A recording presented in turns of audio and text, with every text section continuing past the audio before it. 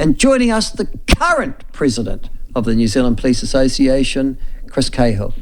Chris, nice to have you on. You're completing the trifecta today.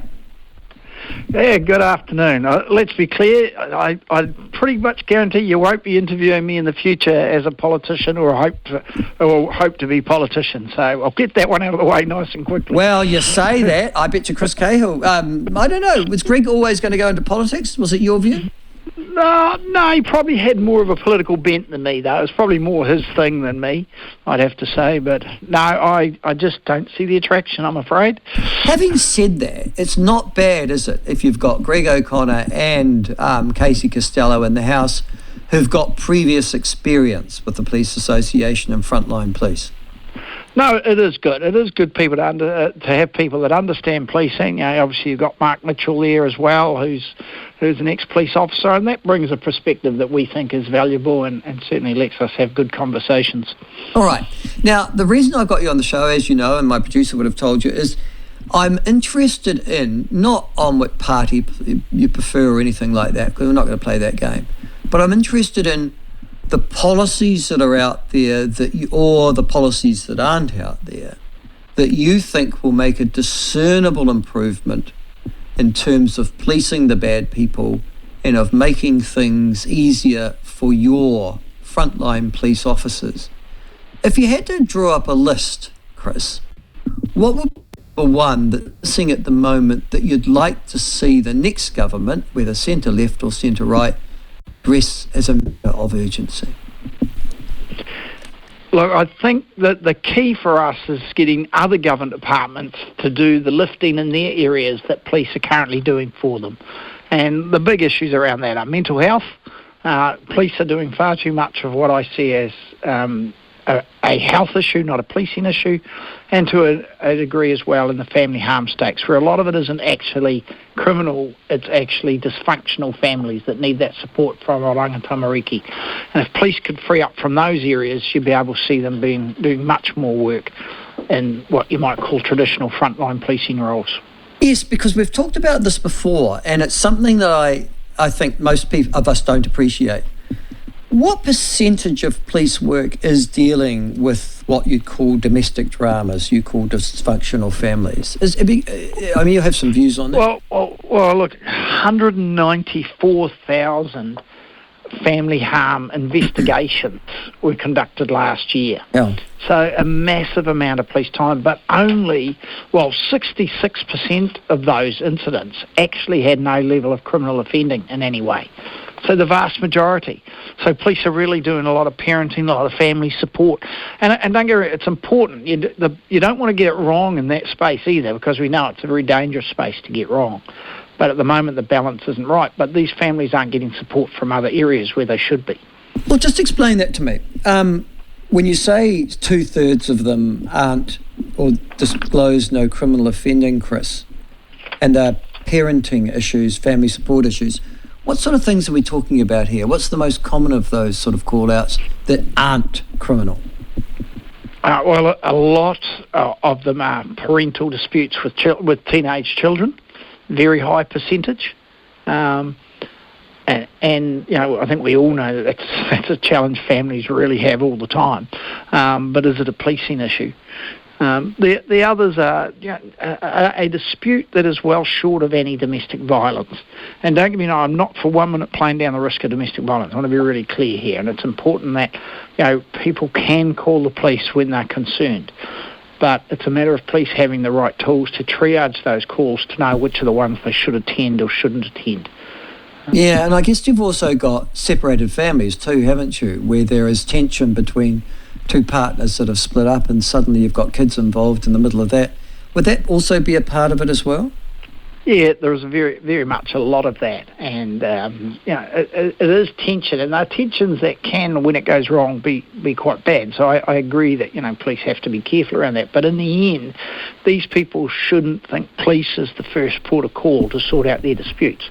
There's obviously some individual responsibility, but there's also needs to be some support for these people, and it's not what I believe policing that should be doing that. Because, of course, if you want police to do it, that's fine, but don't then question why you can't find them when there's a dairy robbery. because they can't be in two places at once. And that's the reality of what we're facing now. Same with mental health. If you want them to attend everyone who's suffering mental distress, which I don't believe is the best for the person who's suffering mental distress, don't expect them to be there for your dairy robberies, because there just simply isn't enough. No, I'm glad you're talking like this. This is good. This is the sort of direct conversation that I think New Zealand needs to have. But having said that, let's just go back to the parental support. 194,000 family harm investigations last year, or alleged family harm investigations. If you don't go, who does? Well, I think there needs to be triaging around whether someone needs to attend it all. This is sort of the problem police get themselves into on their own making, to a degree, that they see there's a significant risk around family harm. So they introduce a system, but the system then doesn't have any safeguards to say, actually, you're extending the system well beyond what the risk factor is. And look, this is where it's interesting. This is where technology can play a part. I've got AI, for instance, I think is made for risk assessments, where you put all the data into an AI type model that can actually then tell you where the risk really lies.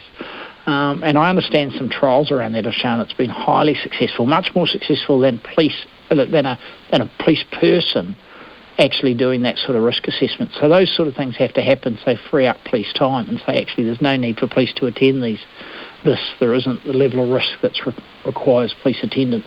Nonetheless, police have created their own problem. Yeah, I can see the problem. I mean, you can too. I mean, you only need one case in which the AI decided that you didn't need somebody and somebody's shot, and that's you all over, isn't it, really?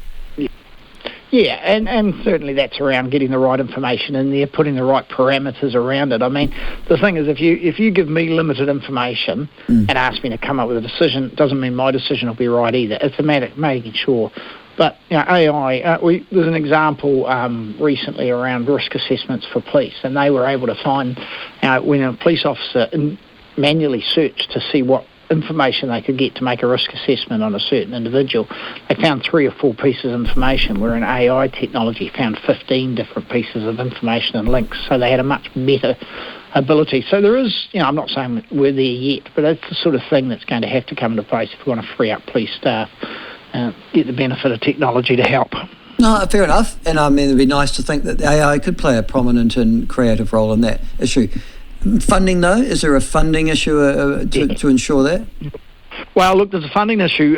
That's the other big thing. The reality is, look, in some ways, Labor haven't had a dividend on their investment around policing, and that's not really anyone's fault. I mean, they have put considerable resources in.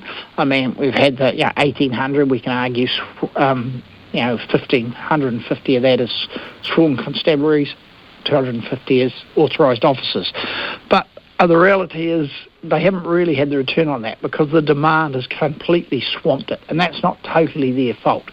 But the reality comes back to that policing budget is not sufficient for police to deliver the services they required, both on a personnel level, but even just on a... look at the price of petrol, for instance. Well, police cars are out on the road 24/7.